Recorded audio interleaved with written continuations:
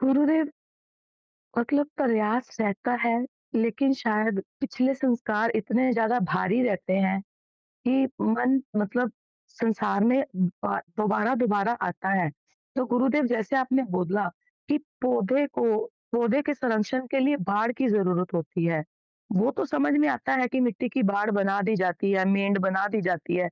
लेकिन अपने मतलब मनुष्य जीवन के पौधे को संरक्षित करने के लिए कौन-सी बाड़ काम में आएगी प्रभुदेव? उसके लिए तो यही है कि आपको डिज़ायर लेस होना पड़ेगा। अगर आप ध्यान की पद्धति पे चलते रहोगे या अपने आप को प्रभु को समर्पित कर दोगे तो धीरे-धीरे आपके अंदर वो सब वृत्तियाँ आ जाएँगी। जब उसका आपको आपका बुद्धि का विकास हो जाएगा तो आपके अंदर प्रभु भक्ति आ जाएगी। जब भक्ति आ जाएगी तो प्रेम और भक्ति दोनों एक साथ ही चलते हैं। जब प्रेम भक्ति आएगी तो स्वयं ही आपकी कुंडली शक्ति ऊपर आने लगेगी। ऐसा ये भीतरी विज्ञान है, हर व्यक्ति के साथ अलग-अलग होता है। ये कोई एक निर्धारित विधि नहीं है। प्रभु को पाने के लिए कोई एक ऐसी विधि नहीं है कि हर व्यक्ति उस विधि को उस व्यक्ति के अनुसार चले। तभी कहा जाता है कि आपो दीपो भव, आपको अपना रास्ता खुद ही चुनना है, आपको अपना दीपक खुद ही बनना है।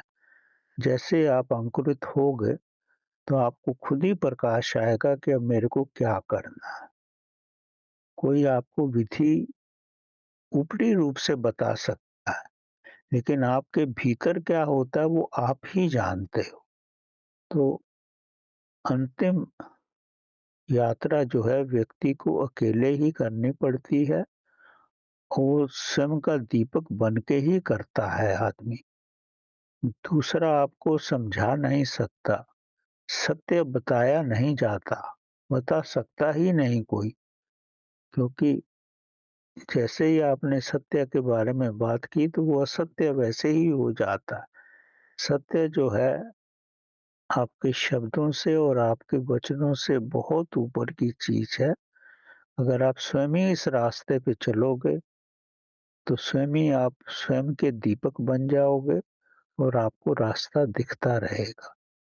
अब जैसे यही आप अक्का महादेवी की कथा है, उनको कोई रास्ता तो किसी ने नहीं दिखाया, स्वयं ही उसके अंदर आया ना। उसके अंदर यही आया शुरू से ही कि मेरे को चन्ना मल्लिकार्जुन से ही विवाह करना है, हाड़ मांस वाले शरीर से नहीं करना है मेरे को आदर्श शक्ति से के साथ ही रहना है। कथा का दूसरा मतलब ये है कि वो जन्म से ही प्रभु में होना चाहती थी, तो इसीलिए प्रभु में हो गई। रास्ते में कितने विघ्न आए, भिन्न-भिन्न प्रकार के विघ्न आए, सबको सबसे ऊपर हो गई वो। इसी तरह हर एक के जीवन में कुछ ना कुछ तो कष्ट आएँगे ही। किस रूप में आए ये सब कहना बड़ा मुश्किल है। अगर आपका दृढ़ संकल्प है, आप उस रास्ते पे चलना चाहते हो, तो आप कष्टों की परवाह नहीं करोगे और उस रास्ते पे चल ही पड़ोगे। आपको शायद मालूम होगा कि उत्तम सिंह का शायद आपने नाम सुना है, जो जलियांवाला बाग में जब गोली चलाई गई, तो एक बच्चा वहाँ पर था, उसका नाम उत्तम सिंह था। उसने जब इतना नरसंहार देखा, तो उसके मन में एक ही भावना हुई कि जिसने गोली चलाई है मैं उसको मार के ही रहूँगा। 40 साल तक उसने पूर्ण कोशिश की और अंत में उसको ढूँढ निकाला और पॉइंट ब्लैंक उसको मारा। मेरा कहने का मतलब है, जब आप जीवन में कुछ भी प्रतिज्ञा कर लेते हो कि मेरे को करना है, तो कर ही डालते हो आप।